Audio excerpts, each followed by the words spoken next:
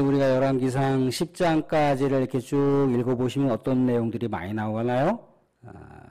솔로몬의 외교적인 엄청난 축복이 제시되어 있어요. 그죠?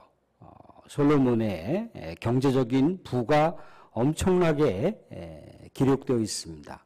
또 솔로몬의 국가가 태평성대를 이루고 있다라고 하는 것을 아주 분명하게 언급하고 있다는 겁니다. 그런데 이 놀라운 우리 하나님의 엄청난 축복이 솔로몬이 하나님의 신앙을 잃어버리자마자 그 축복이 점점 상실되어가는 솔로몬의 위기가 그의 삶의 영역 가운데 짙은 그림자로 드리워지고 있는 내용을 우리가 보고 있습니다. 솔로몬은요, 하나님을 정말 사랑했어요. 그죠? 하나님을 절대적으로 의지했습니다. 하나님을 자신의 삶의 제1 중심으로 모셨다는 겁니다. 그의 아버지를 따라서. 그런데 그가 하나님을 그렇게 사모하는 열정과 신실함이 정말 깊었는데 시간이 지나면서 변색되기 시작했어요. 하나님을 향한 그 사랑을 누구의 사랑으로 대체했습니까? 이방 여인들을 향한 사랑으로 대체해버렸어요. 이방 여인들. 오늘 1절 말씀에 이렇게 나와 있어요. 솔로몬 왕이 바로의 딸 외에 이방이 많은 여인을 사랑하였으니 곧 모압과 암몬과 에돔과 시돈과 헷 여인이라. 저 2장 하반절도 보시면요. 솔로몬이 그들을 사랑하였더라. 자그마치 솔로몬의 여자는 어느 정도 많이 이렇게 데리고 있었느냐면 3절 말씀에 왕은 후궁이 700명이요 첩이 300명이라. 자그마치 정실 아내와 첩이 1000명에 육박하는 그런 여인들의 치맛바람에서 헤어나오지 못하는 솔로몬의 이 모습을 볼 수가 있다는 겁니다. 그런데 일찍이 하나님은요, 이스라엘 백성들에게도 금기시했던 내용이 있고 또 솔로몬 왕에게도 반드시 지켜야 할 명령이 있었는데 그게 뭡니까? 이방 여인을 가까이 하지 말라는 거예요. 그냥 단순하게 이방 여인을 가까이 하지 말라는 것이 아니라 이방 여인이 섬기는 우상의 영향을 받을까 봐 이방 여인을 가까이 하지 말라는 겁니다. 이방 여인에게 내 아들을 결혼시키지 말 것이며 이방 남정네들에게 내 사랑하는 딸들을 통혼시키지 말라라고 하는 것이 하나님의 명령인데 솔로몬이 그것을 지키지 못했다는 겁니다. 지난번에도 잠시 언급했지만 솔로몬이 우리 하나님을 향한 그 신실한 그 믿음과 사랑이 점점 퇴색되기 시작하면서부터 영적인 눈이 이제 어두워지기 시작했어요. 영적인 귀가 이제 막혀지기 시작했다는 겁니다. 영적인 분별력이 이제 상실되는 거예요. 그러니까 하나님께서 거대하게 엄청난 축복을 주셨던 것을 하나님은 뭔가 너가 나를 그렇게 사랑으로 인해서 너가 나를 그렇게 신실하게 믿었음으로 인해서 내가 지혜도 축복을 주고 또 부도 축복을 주고 또 나라의 강성함도 축복으로 주고 기타 이러저러한 많은 축복을 주신다라고 하는 것을 증명해 주신 거예요. 증명해 주신 거라는 거죠. 그러니까 눈에 보이는 많은 그 엄청난 축복 또 귀로 많은 사람들의 소문을 통해서 듣게 되는 엄청난 그 축복들을 솔로몬이 눈으로 보거나 귀로 들었을 때 어떤 생각을 하면 되는 건가요? 아, 내가 이렇게 하나님을 사랑함으로 인해서 하나님께 사랑을 받았고 내가 하나님을 정말 신실하게 말씀 붙들고 기도했음으로 인해서 하나님께서 나를 그렇게 예쁘시게 또 나를 그렇게 신실하게 보셨음으로 해서 이렇게 놀라운 축복을 주셨구나라고 하는 것을 그렇게 알게 되는데 이제 축복이라고 하는 것을 통해서 뭡니까? 하나님의 축복에서 하나님을 잃어버리니까 그 축복이 언제 어떻게 무너질지 모르는 실정 가운데 솔로몬의 위기가 닥쳤다는 거예요. 오늘 말씀에도 이런 얘기를 볼 수가 있습니다. 어떤 얘기를 볼 수가 있느냐면요. 3절 하반절 보시면 이렇게 나와요. 3절 보시면 왕은 후궁이 700명이요 첩이 300명이라 그의 여인들이 왕의 마음을 돌아서게 하였더라. 왕의 마음을 돌아서게 하였더라. 돌아서게 해서 어떻게 했다는 건가요? 돌아서게 해서 이렇게 했다고 나와 있어요. 우리 4절 말씀 한번 같이 읽어볼까요? 4절 말씀, 5절 말씀 읽어보겠습니다. 같이 시작. 솔로몬의 나이가 많을 때 그의 여인들이 그의 마음을 돌려 다른 신들을 따르게 하였으므로 왕의 마음이 그의 아버지 다윗의 마음과 같이 아니하여 그의 하나님 여호와 앞에 온전하지 못하였으니 이는 시돈 사람의 여신 아스다롯을 따르고 암몬 사람이 가증한 밀곰을 따름이라. 예, 그 밑에도 같은 이야기가 반복되고 있어요. 아버지 다윗처럼 그렇게 하나님 앞에 신실하지 못했고 온전하게 살지 못했음으로 인해서 자신이 이렇게 함께 사랑을 나누고 있었던 많은 여인들에게 어떻게 했던가요? 유혹에 넘어가서 그 여인들이 믿는 신을 솔로몬도 섬기게 되고 오히려 예루살렘 왕궁에다가 오히려 우상의 신전을 차려놓고 거기서 예배를 드리게 하는 그런 천인공노할 범죄를 누가? 솔로몬이. 그렇게 하나님을 사랑했던 솔로몬이, 그렇게 하나님 앞에 신실했던 솔로몬이 그렇게 무너지기 시작을 하더라는 거죠. 그죠? 그러니까 영적인 우리 하나님의 그 신실함이 무너지기 시작하면 그 엄청난 귀로 듣고 눈으로 보여지는 엄청난 축복이 하루아침에 물거품이 될 수도 있는 그런 위기가 이제 솔로몬 앞에 이르기 시작했다는 겁니다. 오늘 말씀 가운데도 보면 8절 말씀 그렇게 나와 있잖아요. 그가 또 그의 이방 여인들을 위하여 다 그와 같이 한지라 그들이 자기의 신들에게 분향하며 제사하였더라. 하나님을 사랑해야 할 솔로몬. 하나님 앞에 늘 언제나 깨어서 말씀 붙들고 그렇게 신실하게 기도하면서 살려고 했던 솔로몬. 그가 이제 무너지기 시작하니까 이방에 있는 엄청난 우상들이 이제 자기가 그 우상들을 섬기는 모습으로 전락하고 있는 모습을 볼 수가 있습니다. 이 말씀은요 이미 신명기를 통해서 얘기하고 있는데 수고스럽지만 신명기 구약성경인데요. 신명기 7장 1절부터 4절까지 보겠습니다. 구약성경 271쪽 구약성경 271쪽을 보시면 신명기 7장 1절부터 4절까지 말씀이 나와 있습니다. 이 말씀도 같이 서로 번갈아 가면서 보도록 하겠습니다. 신명기 7장 1절부터 4절까지 구약성경 271쪽입니다. 7장 1절 제가 먼저 봉독합니다. 네 하나님 여호와께서 너를 인도하사 네가 가서 차지할 땅으로 들이시고 네 앞에서 여러 민족 헷 족속과 기르가스 족속과 아모리 족속과 가나안 족속과 브리스 족속과 히위 족속과 여부스 족속 곧 너보다 많고 힘이 센 7 족속을 쫓아내실 때에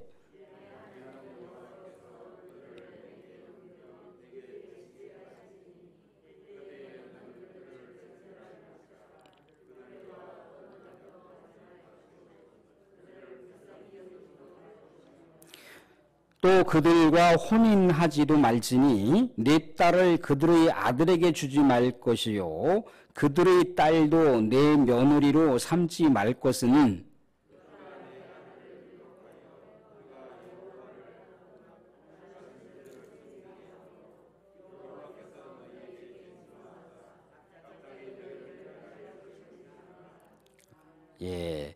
네 아들을 유혹하여 그가 여호와를 떠나고 다른 신들을 섬기게 하므로 여호와께서 너희에게 진노하사 갑자기 너희를 멸하게 하실 수도 있다라고 하는 경고의 메시지가 이미 신명기에 기록되어 있는데 이 신명기가 꼭 마치 솔로몬을 염두에 두고 기록한 것 같은 그런 말씀이라고 생각되어지잖아요. 그죠?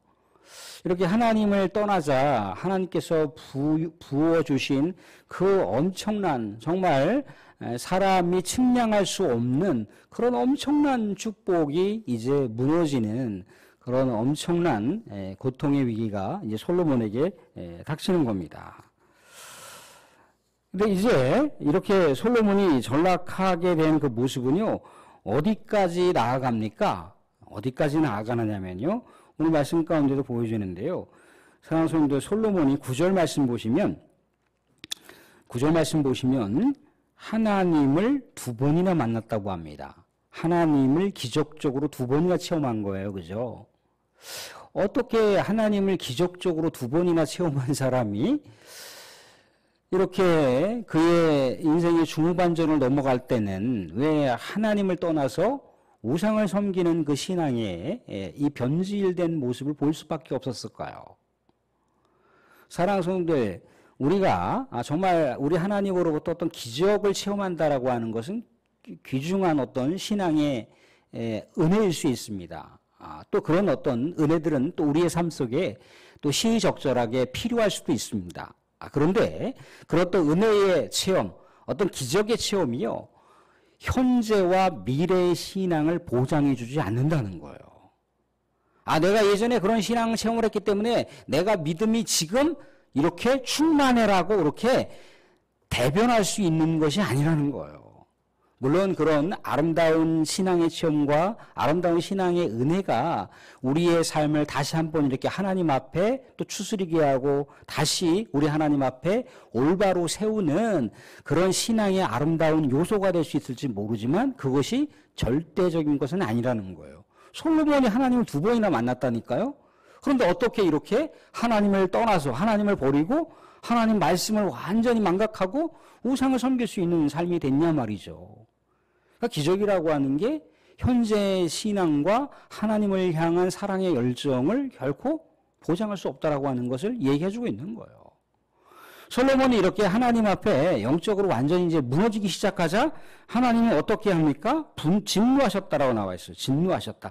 9절 보시면 솔로몬이 마음을 돌려 이스라엘의 하나님 여호와를 떠남으로 여호와께서 그에게 진노하시니라. 10절에도 보시면 이 일에 대하여 명령하사 다른 신들을 따르지 말라 하셨으나 그가 여호와의 명령을 지키지 아니하였으므로.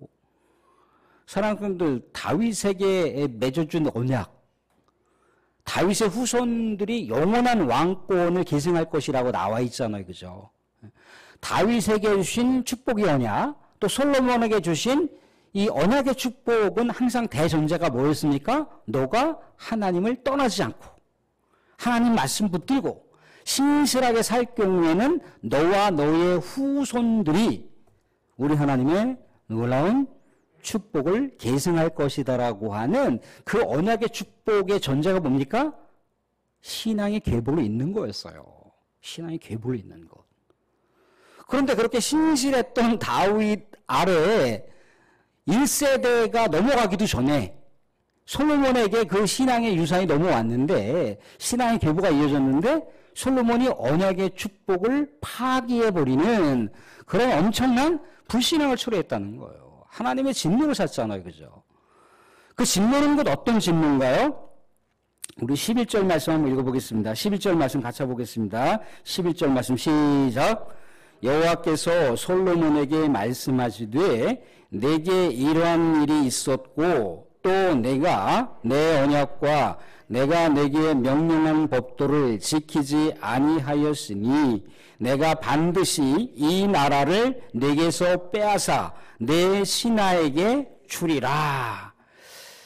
너가 하나님의 명령을 지키지 않았으므로 나를 하나님 이 여호와 하나님이라고 하는 존재를 너가 의식하지 않았음으로 인해서 어떻게 한다는 거예요? 내 나라를 빼앗아 내 신하에게 준다는 말씀이잖아요. 그죠? 누구에게 주신 말씀과 비슷합니까? 사울에게 주신 말씀하고 비슷하잖아요. 그죠? 사울이 우리 하나님의 그 왕권을 그가 받을 때, 기름 부은 우리 하나님의 왕으로 세움받을 때 얼마나 하나님 앞에 겸손했어요. 그죠? 응?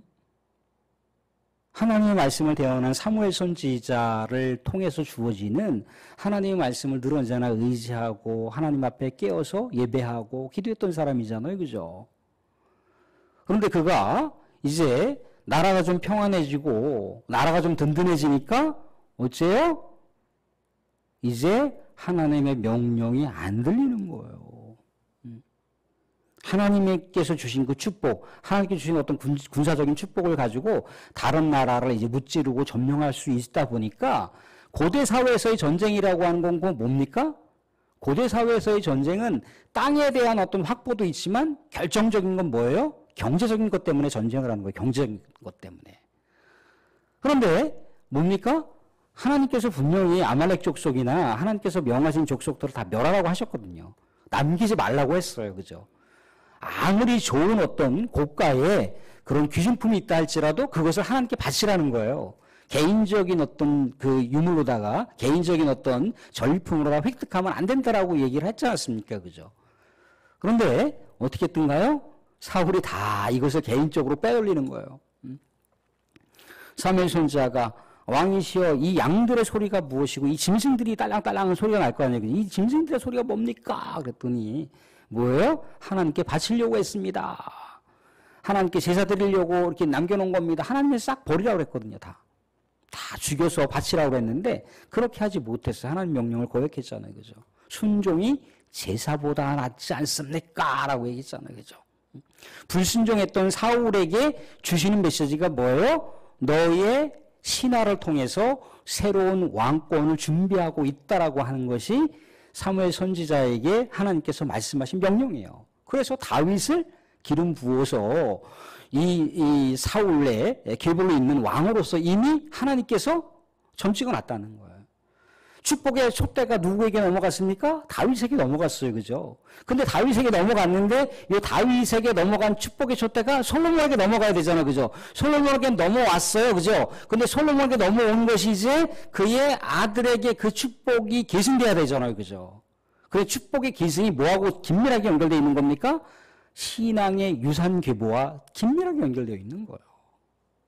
그러니까 솔로몬 너 왕권 너의 신하에게 이 솔로몬의 신하 중에 여로보암이라고 하는 신하가 있어요. 그에게 이 이스라엘을 잘라서 죽였다는 거예요. 그러니까 사랑하는 성도 오늘 말씀을 맺겠습니다. 하나는 뭡니까? 하나는 하나님께서 엄청나게 축복해 줄 수 있는 비결은 뭔가요? 하나님 축복을 받을 수 있는 비결은 하나님 앞에 신실하면 되는 거예요. 하나님을 사랑하면 되는 겁니다.